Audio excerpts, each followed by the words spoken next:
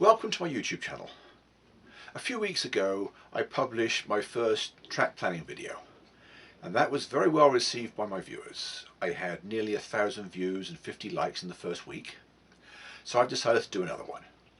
This time round it's not a start to finish design. Instead, I was already given a track plan for a layout which someone is planning on building, but the plan had some problems. All I did was fix those problems. So without further ado, let's show you what I had to work with. Here is the original plan. I have to point out this plan was not drawn by me. It was drawn by another layout designer. Now this is not the full design. It is the upper deck of a double deck layout. The Peninsula is only single deck. If it was double deck round there too, it would be really claustrophobic with such narrow aisles. So it was a good call to only go around the outside of the room on the upper deck. Now the lower deck is a layout designed for full operation. The upper deck is basically a display loop for the guy's passenger trains. Now as soon as I hear the word passenger train, I think big curves. This track plan is drawn with 27-inch radius curves and no easements. Also, in a couple of places at the left end of the plan, there are reverse curves with virtually no straight between them. So even if his long passenger cars will stay on the track through these reverse curves, they'll look hideous doing so. Also, his gradients are in excess of 2%.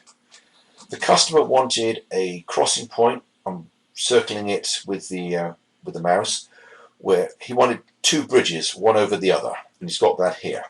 So obviously the two lanes had to be on grade so they could cross over.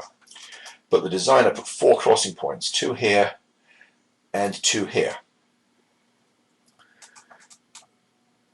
And he only had room for relatively short, sharp grades.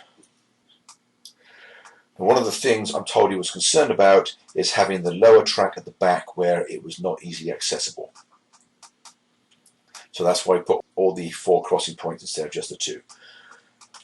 Also, an entirely cosmetic issue.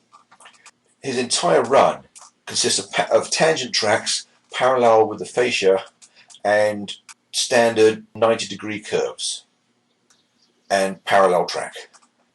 Although that won't affect the running, it will certainly affect the scenery and make the entire layout look really boring.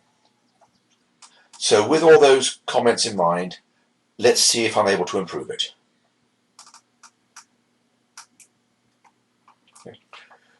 Here is my version of the plan.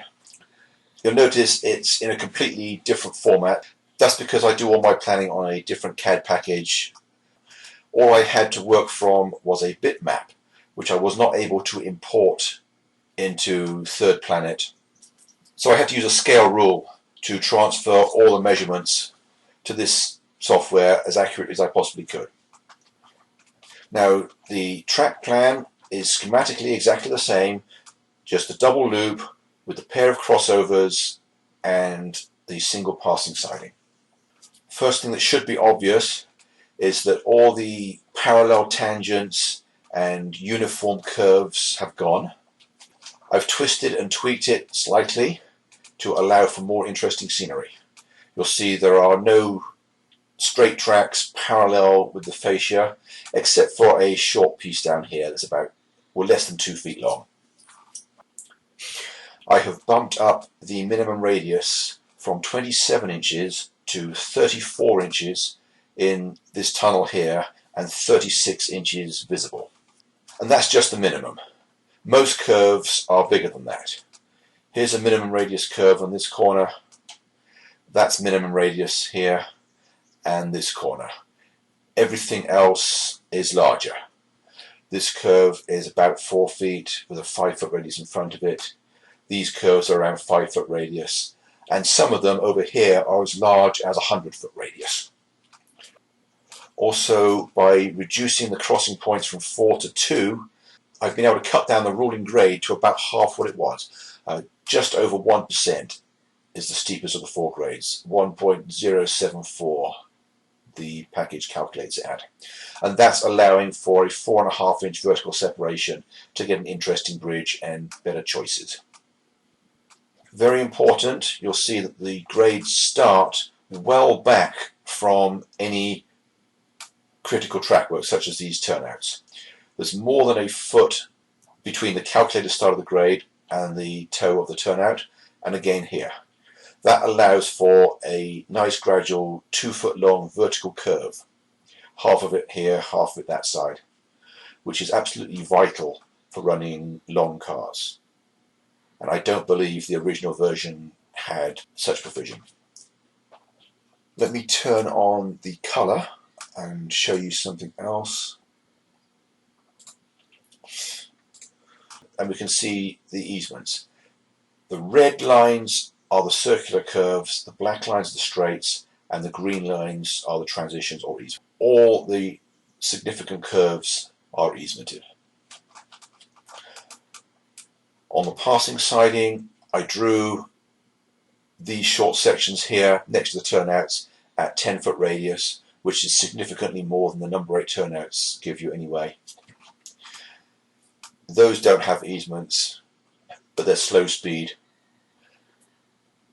Everything of lower radius than that has a proper easement, so the trains will track a lot better. Now, I haven't drawn all the scenery in, I've just put in the 2 rivers. Here's the stacked bridges that he wanted, and here's another pair of bridges over another shallow river, because there has to be some form of drainage between these 2 tunnels, so there has to be some low-lying land. And there's 2 short tunnels on the upper track where it passes close to the inside corners. That allows me to put tall rock outcrops around them and basically hide them. The customer wanted fairly rugged scenery on parts of this layout anyway. I guess that's about it.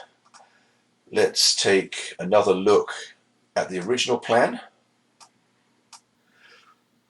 So here is the original plan once again, with all its problems. Let's go back to my version one more time. So here is one final look at my version. I will let my viewers be the judge of whether or not I was able to improve it. I know I was going on about the other layout designer. Maybe I was a bit harsh on him, but the gentleman who drew that original track plan is a professional layout designer, so he should know better.